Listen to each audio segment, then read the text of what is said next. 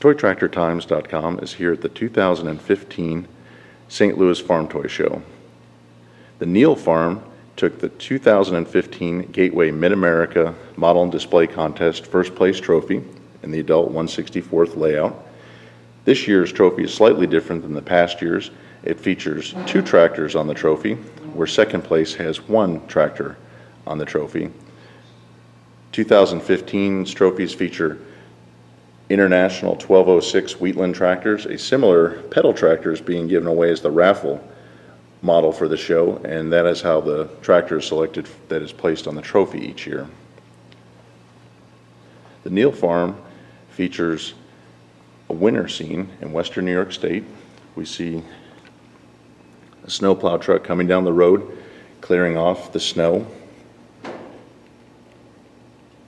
The wing plow is turning up the fresh snow, and you can see that there's grass and gravel mixed into the snow as it's pushed farther back off the road edge along the power lines. The road detail features a speed limit sign, power lines that run the length of the 8-foot road. There's a tractor crossing sign, culverts placed in the driveway. These were made out of bendy straws that were painted silver to add a little more detail to the display. As we come along the road, you can also see telephone boxes placed in different positions along the side of the road. We'll turn our attention back to the large hill field in the display. Here we see an International 4786 plowing across the field with a 10-bottom International 800 series plow. Because the farm is located about 18 miles from Lake Ontario, it is very common to see seagulls flying in behind the plow to eat the worms coming up out of the ground as it's freshly turned. The field was in winter wheat. We can see the winter wheat stubble sticking up through the snow, as well as all the combine tire tracks when the wheat was harvested, and the wheat was baled, so it was windrowed, and we can see volunteer wheat coming up where the windrows had sat. Each pass that the 4-wheel drive tractor has taken in the field, from the moment that it turned off the road and came up across the headlands, each tire track has been imprinted throughout the field. 300 feet of rope was used to create the plowed furrows. In the plowed section of the field, we can see where the deep furrow runs along the arch of the hill for the next pass of the tractor. The plow is 3D printed. It actually flexes and moves like the real plow. You can see it arching over the hillside, and it is adjustable, just like the real machine. Again, we have a kind of the bird's eye view of the seagulls following the plow through the field. Large trees form a border between the retired dairy and the field.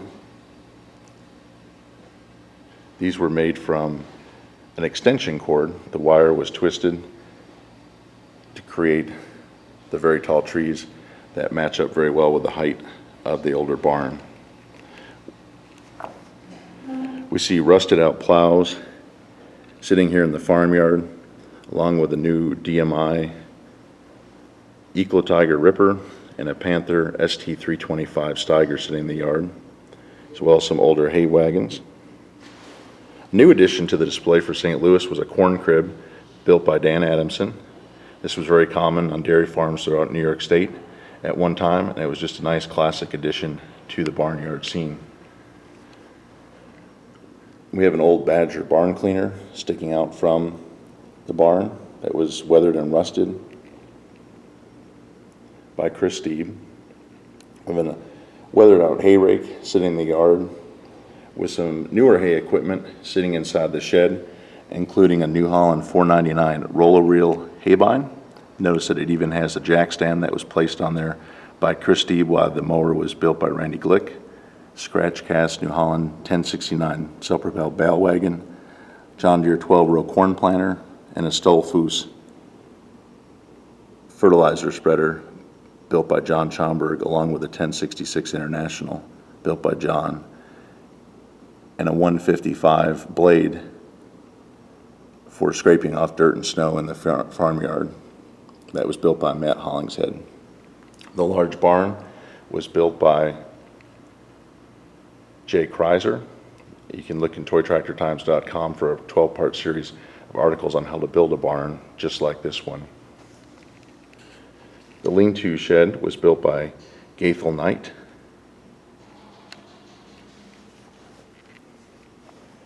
We can take a look inside the barn. The back roof comes off, and we can see the hay mows inside the barn, as well as all the detailed structure and beams that Jay built in this very nice piece.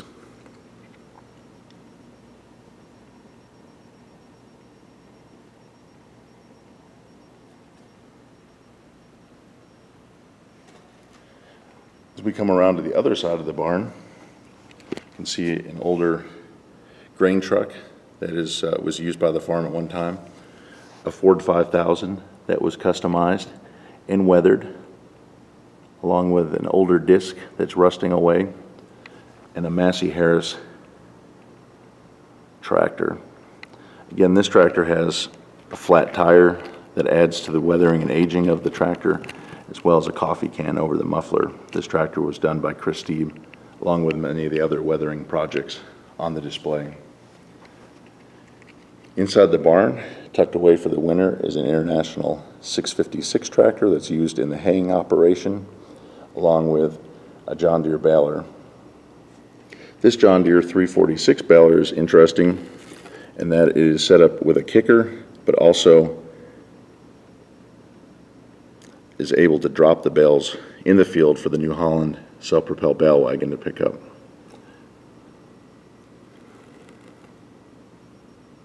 The baler was built by Randy Glick with additional details added by Chris Deeb.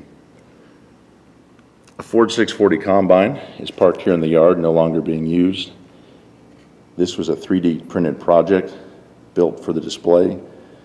Used an owner's manual for the Ford 640 to create this unique project, and you'll notice that it even has a broken window in the cab. Ford 640 combine was first introduced in 1966. It was the first combine to feature headlights and a buddy seat. Along the road, we find an Oliver 1755 tractor pulling a load of cabbage.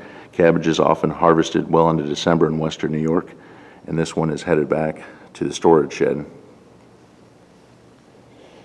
Just to add a little extra detail, is an older Chevrolet car that has seen better days, but is coming down the road and is having to wait for the semi-truck parked on the road that's full of corn. Because the field is so ready for the corn harvest going on in this field, the grain is being loaded on the road, and there's quite a bit of mud that will need to be scraped off. And here we find a Ford backhoe that's being used to clean up the road each time corn is loaded out. The local John Deere dealer, which at the time would have been Hulpin Equipment in Henrietta, New York, has stopped by to see how the harvest is going. This other barn was built by Chris Steeb.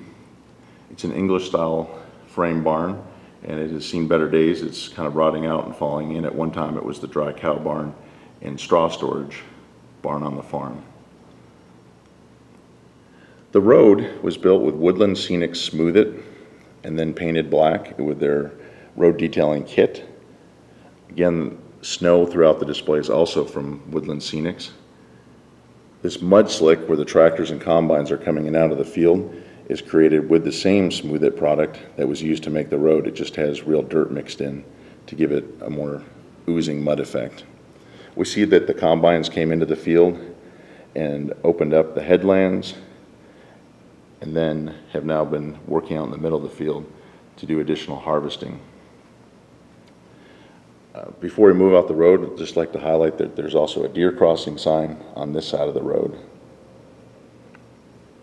In order to move the track combines to the field, there is a caddy system where the tracks sit on top and then the rear tires of the combine travel down the road, and it is pulled by a Series 3 Wildcat Steiger. We see additional older equipment of an old side delivery hay rake and an international number 10 grain drill that were used by the dairy farm before retiring. This grain drill was 3D printed, again to create an exact model that was on the real farm. You'll notice that it has the wheel marker style tires. Again, those were 3D printed to make a realistic drill. Inside the fallen-in barn, there's a Fordson Major tractor that's been weathered and rusted, parked in the basement. And on the top level, you can see there's aged straw still piled up, as well as a lot of debris falling off the barn out here in the old pasture. In order to create a barrier between the pasture and the cornfield, I added a fence line. The fence posts are made out of matchsticks that were weathered by a mix of black and white paint brushed on together, and then small beads were glued to it to create the conductors for where an electric fence had run along this pasture. A total of 14,400 corn stalks were placed in the large cornfield. It took about 3 weeks to poke each one in. They were put in 12 rows at a time. And ToyTractorTimes.com will be featuring several videos on how this display was built step by step. You can see that the field is not completely smooth. It kind of rolls and ebbs and flows across the land. We see a John Deere 7720 turbo combine with a 6-row 643 corn head, shelling corn. The steel tracks were used for traction, and again, the reason for the caddy on the Steiger tractor in the pasture. This display is based on the setup that you would have seen in the 1980s of the grain farm, Volkman Farms, working on the Neal Farm land. Here we see a Steiger PTA 325 with a Byron dump cart. Grain carts were not really in use in Western New York during the 1980s. Byron is located just a few miles from Churchville, where these grain or dump carts were produced for sweet corn harvesting. And the cart could only be filled about halfway because of the weight of the corn. It would need to use all of its abilities to dump into the semi-truck up on the road, and the rams could not hold a full load. Again, we see the tracks on this John Deere 7720 as the Steiger hauls away another load. Matt Hollings had built both of these combines. They have very detailed interiors of their bins. We can see screen mesh around the top of the bin extensions, as well as handrails and lights. John Schomburg built the Byron dump cart. John Esche built the Steiger PTA 325. Another feature that John Esche helped me with was resin casting the corn loads that are found in the Byron dump cart, in the combine grain bins, and then up on the road in the International Transtar semi. This gave uniformity to the entire harvest operation by having corn that we didn't have to worry about spilling and looked realistic. The ruts in the field, as you can see, left by the combines, again, are the smooth it that was used to make the road, and combine was run over to create ruts. And there are some very deep ruts, and if you look carefully, you can see in the snow and the mud the tracks left by the rear tires of the 7720 combines as they work their way across the field. All of the debris and chaff out in the field was made from real corn leaves that were put through a blender and then sifted to create the effect of being shredded by the combines. Again, there are also corn cobs, which were made from rice that were spray painted red. As we come back around this side, we can see the back side of the number 10 grain drill, get a better look at the 3D printed wheels that are on it. Again, we can take a look inside the fallen-in barn. There are a few cats that, if you look very carefully, can be found in the hay mows, as well as some doves and bird nests that are up in the rafters of this barn.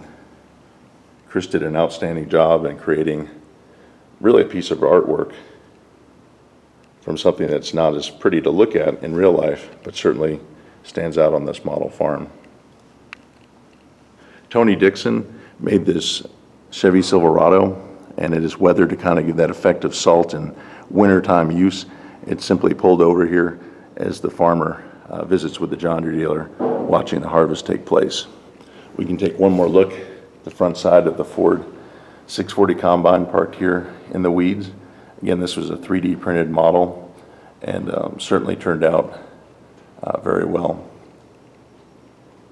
Thank you for taking a tour of the Neal farm. We look forward to bringing you more excerpts from this display as you take the steps through the building process.